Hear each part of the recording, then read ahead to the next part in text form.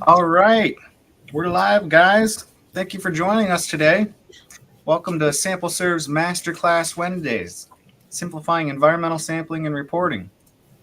I'm Joshua Paul with SampleServe, and I have with us Russell Schindler, CEO of SampleServe, and Paul Goodrow of Inoran Partners. Both of them have a combined 75 years in the environmental industry, and today we're going to talk about the SampleServe app and the case studies and trials and tribulations of sampling in the field and creating environmental reports. So, Paul, I'm going to hand it over to you. And just a reminder, if you guys have any questions or comments, make sure you put it in the chat. We can get to it at any time. And if you know anybody that you think would find this video important, this link is always going to be here. This video is always going to be at this link. So you give this link a share to them as well. So, Paul, take it away. Thanks. 75 years. That seems like it's probably 175 years, doesn't it, Russell?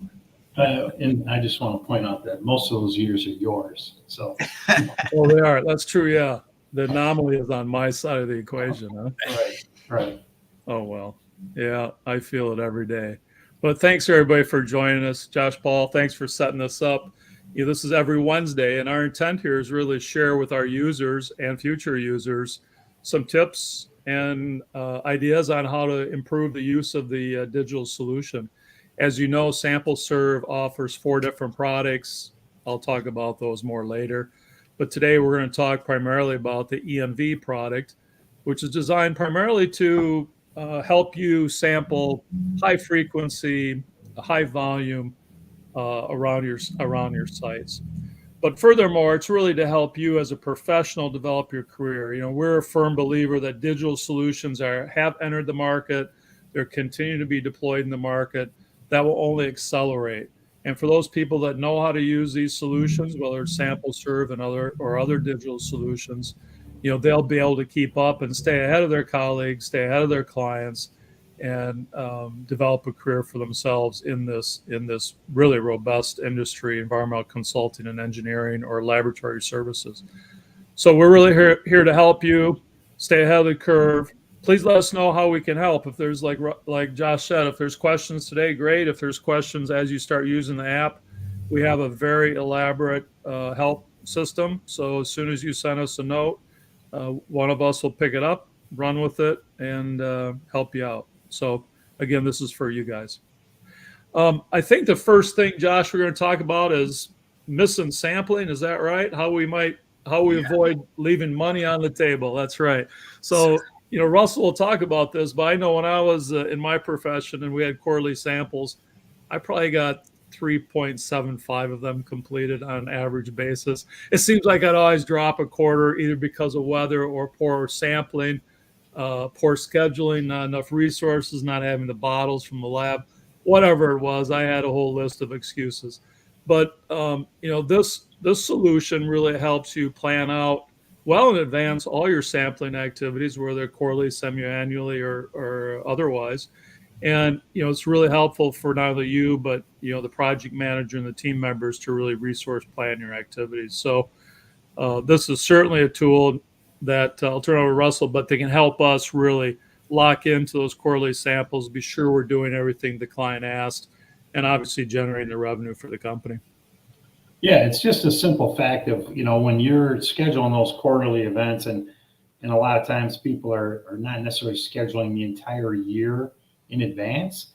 They're just kind of looking back and every 3 months scheduling things out. And what happens is you'll get a couple of weeks behind on the first one, a couple of weeks behind on the second one. Next thing you know, your third sample's been done in November, and it doesn't make sense to do another one in December when you're supposed to be doing quarterly. So it just really kind of keeps everybody on the same page. Your field techs and the labs and all the bottles orders all coming in a timely fashion. And so it really does help you kind of capture all the potential revenue of your projects and, avoid any kind of regulatory problems because you missed a quarter. So sounds good. Russell, how can the SampleServe Sample EMV app help a user out by keeping track of these sampling events coming up? Yeah, so when you look at the app, you can schedule things out years in advance as one, every quarter, right? And it's real simple to schedule. You just copy and paste like a quarterly event, and you're going to maybe do the same thing, maybe with some subtleties, changes here and there. But you can copy and paste your event over and over and over again, and then make those changes, change those dates for the quarters you want. So it's just real fast to be able to get that done. And it just really helps you keep everybody on the same page, the labs, the field techs, the project managers. Sounds good to me. And then let's move on to the next part, which involves planning, bottle ordering with the project management tool.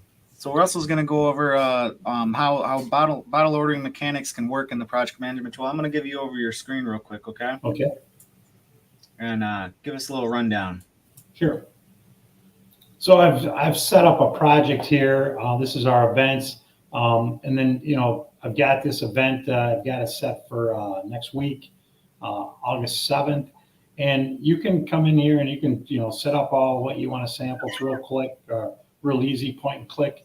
But when you want to order bottles either manually or if you're connected with a laboratory through the platform, they'll know the bottle order already. You can just simply come in here to your event, go to forms, click on sample bottle order request. And this is just a demo project, but what it does is it opens up a PDF, and it will have all the bottles, how many you need. You zoom out here a little bit. It's got all the ship to information, laboratory information, site being sampled, and who's going to get the bill for these bottles. And then it gives them a list of bottles, right? How many you're going to be doing VTEX plus MTBE or whatever parameter you selected. It actually accounts for all your MSDs, your duplicates, field blanks, equipment blanks, all that. So you'll simply just email this form to them. It's got everything that you set up for that particular scope of work, and then tells them what kind of bottles you need. If you had some other bottles in there, doing lead or any other types of parameters, those would be listed in another column, and again, totaled up for the laboratory. So it just really makes it real simple. And again, if the lab is connected through the platform, we have the ability to pair your lab with this project, and they would then be able to get that information automatically. So you wouldn't even have to send it to them. It would pop up. You have to confirm the order, but it would pop up automatically, and they'd be able to send the bottles out. And then you'd be able to track the bottles as they're being shipped. So kind of just gives everybody a good insight into what's going on. Now compare that to the old days. The old days, I would just remember the day before I was supposed to be doing the sampling and frantically call the lab and ask if I could swing by and pick them up or if they could overnight them. So it was just real hectic. You relied on different scheduling formats. Sometimes, real old days was just a paper calendar sitting on my desk. And then as technology advanced, I used Outlook or something like that. But it just wasn't as automated and convenient, for one thing, and then also thorough, right? It keeps everybody on the same page. You don't have to, tell the technicians and tell the lab separately. It kind of notifies everybody all simultaneously. You make one change.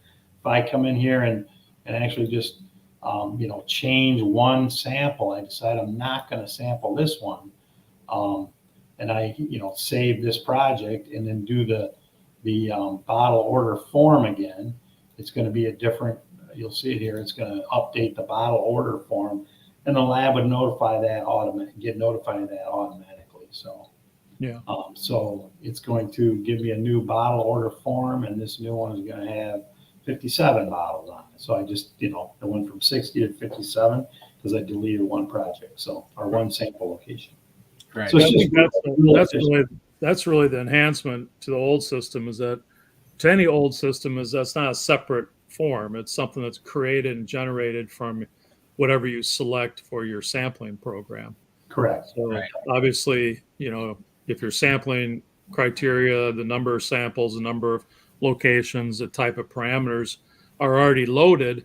this is created automatically. So it doesn't require you to develop something new. Yeah, it's real time. And it updates the app as well. So the field technician, it would automatically be removed from their app as well. So it just kind of keeps everybody on the same page at the same time. Nice. Beautiful. Let's move on to the next part. So I want to talk about printing labels in the field. A lot of our users, there's two ways to print labels for when you're in the field. And one of them is you can create sample bottle labels and pre-print them while you're in the office. So just like what Russell has, here's a scheduled event. You can go over to forums and you go to sample bottle labels. It'll create a file for you that looks like this. Now there's a special Avery, it's called Avery 5263, and we can give you the information when you want to order them. And it's just the perfect size to fit each bottle label on an individual sticker. And these won't smear anything in the field or anything. But what we always suggest is that users print using the field printer in the field, because it solves a lot of problems and it just makes sense. Now, I'm going to give you just a quick rundown of how to set up a chain of custody in the field app and how that works. So first off, you're going to be entering your parameters in the field using the field app. And then the chain of custody starts by a signature, a selfie, and then after that, you're going to be able to print in the field with a field printer. And it looks just like this. It has a QR coded label, two QR coded labels. One you can leave in the field, one you can put on top of your bottle.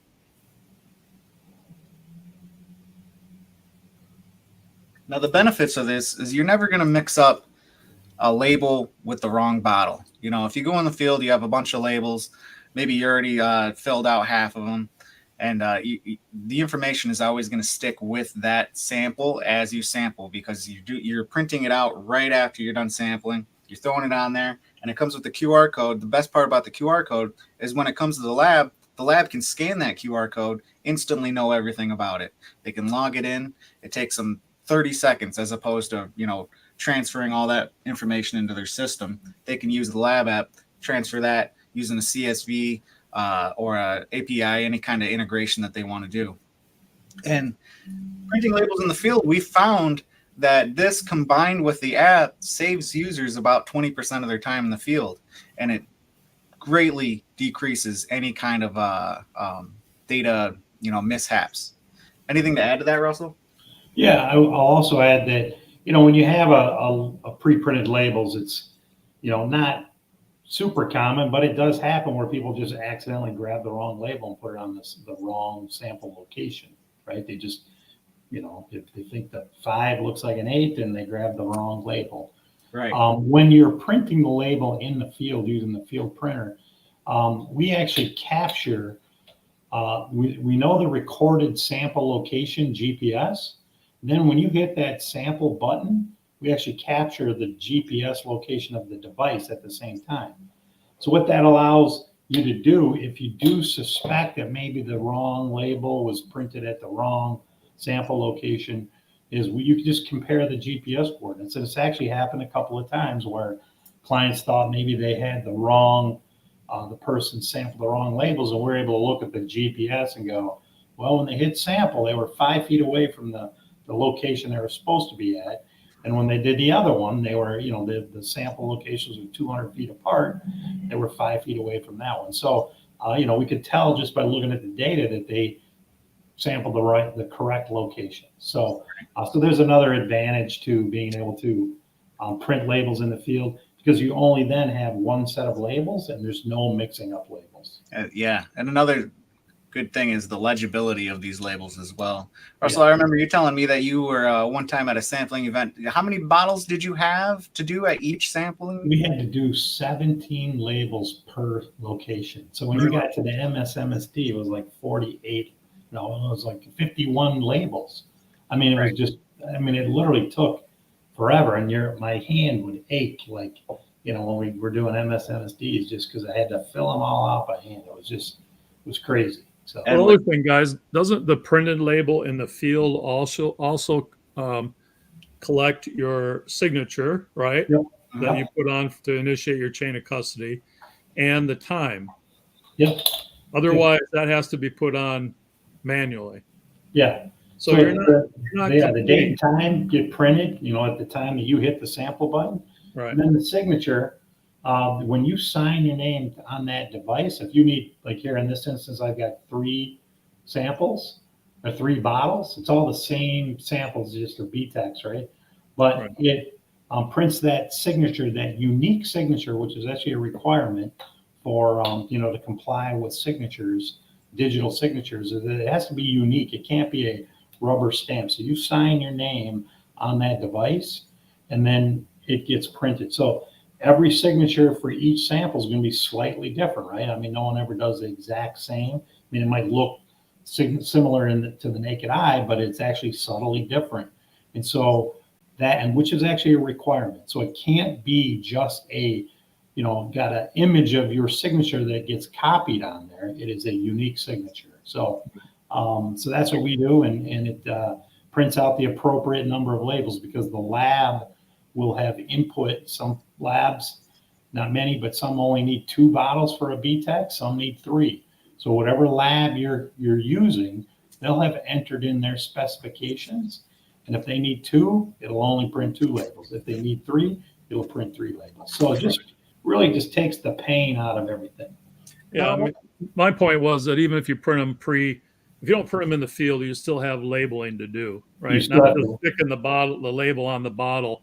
You still have information to put on that cylindrical bottle as you're out in the field and it's raining or it's cold. Yes. And you're looking for a pen that writes, that has ink, and you're signing your name, you're putting the date, the timestamp on it.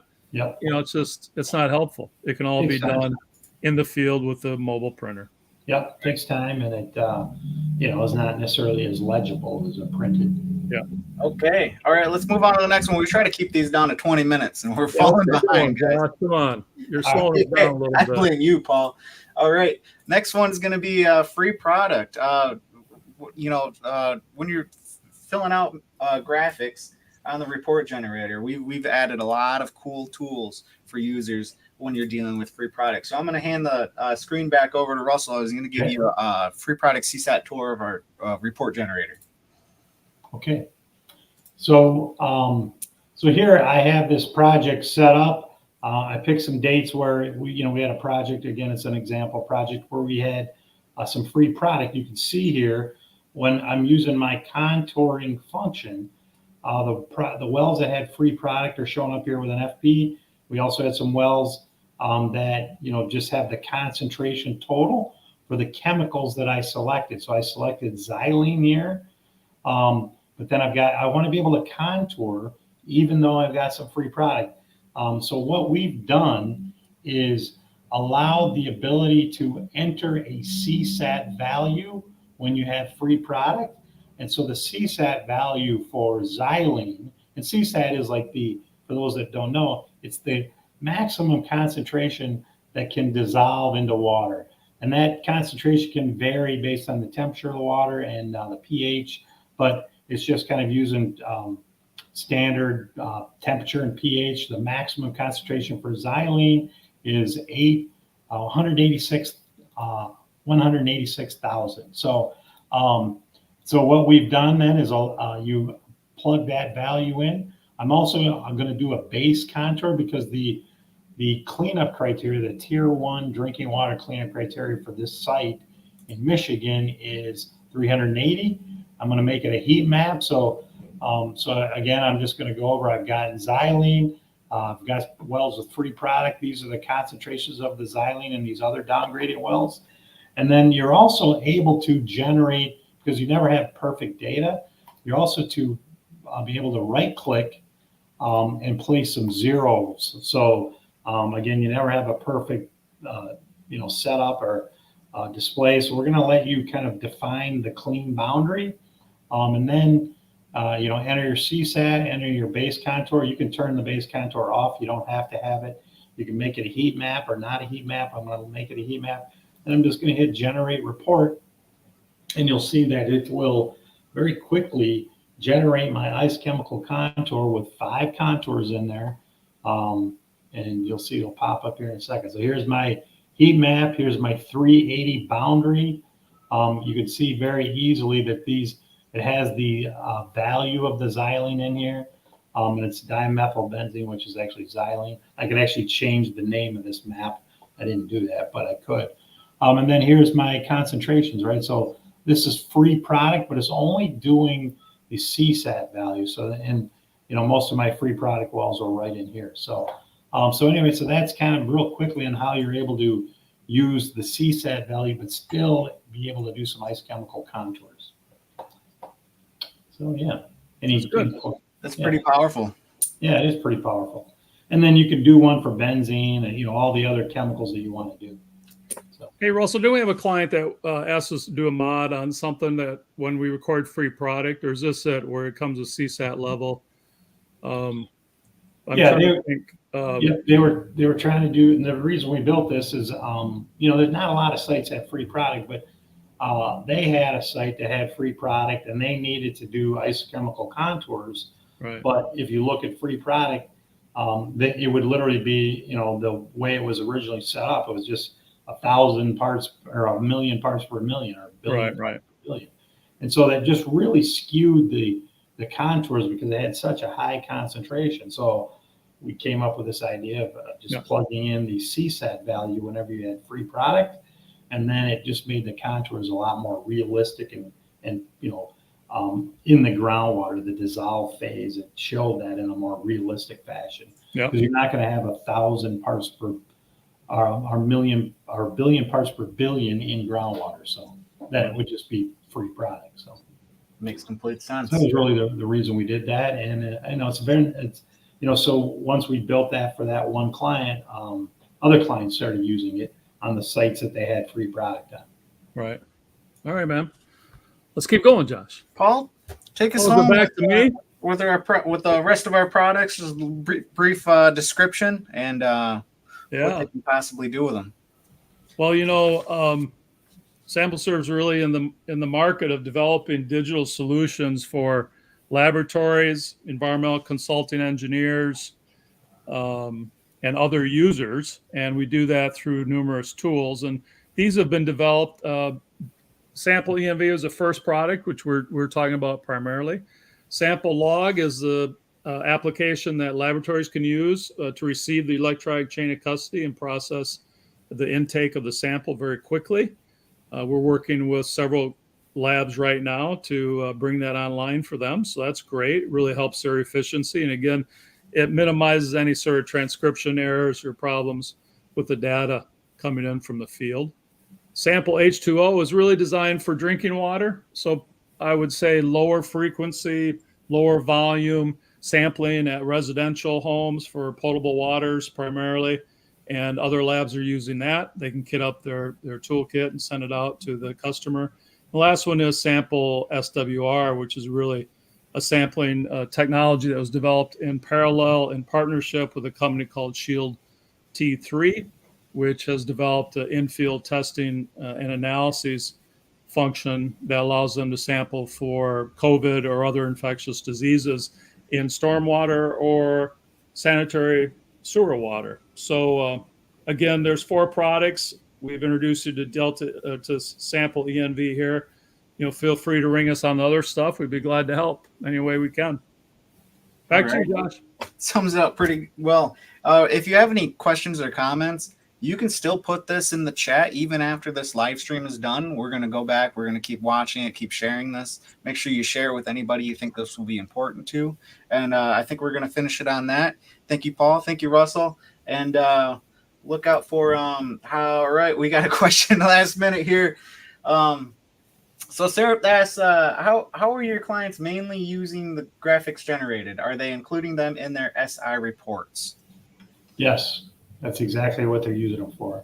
Yeah, that's different. Every state in the U.S. Has different requirements in terms of the frequency of reporting and what has to be in a typical report.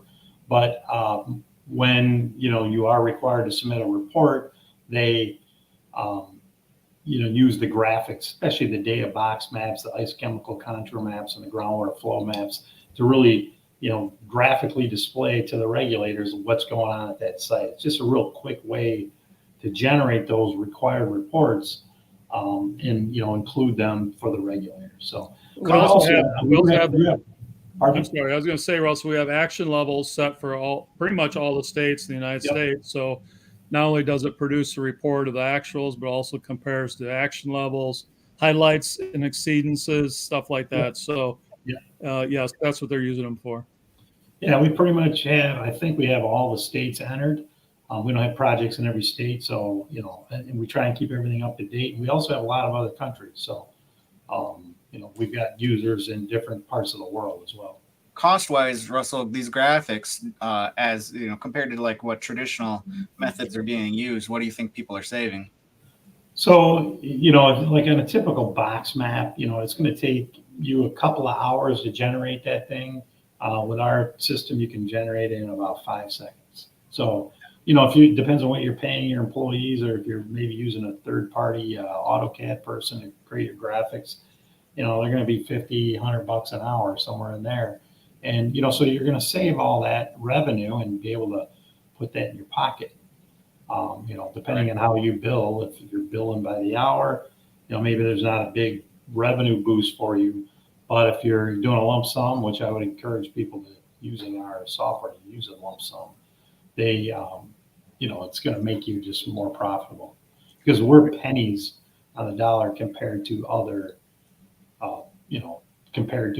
traditional methods. Yeah. It just makes sense. It just, the technology is out there nowadays that you don't need specialized know-how. The only map that you really need to create is a good base map. You can use our function for GPS locations, create a satellite image, but the only map you really have to create is a base map, and all the maps thereafter can be really put on top of any base map that you load up. So that's the only map you really need to create outside of the system. Yeah, and you can always layer maps too. You can put a box map on a contour map and just keep going from there. All right, guys, that was a good one. Thanks for the question. Last call on questions. We're gonna head out. Make sure you sign up for next week's. We do this every Wednesday, so keep a lookout. And thank you guys. Thank you, Russell. Thank you, Paul. Have a good afternoon. Take care.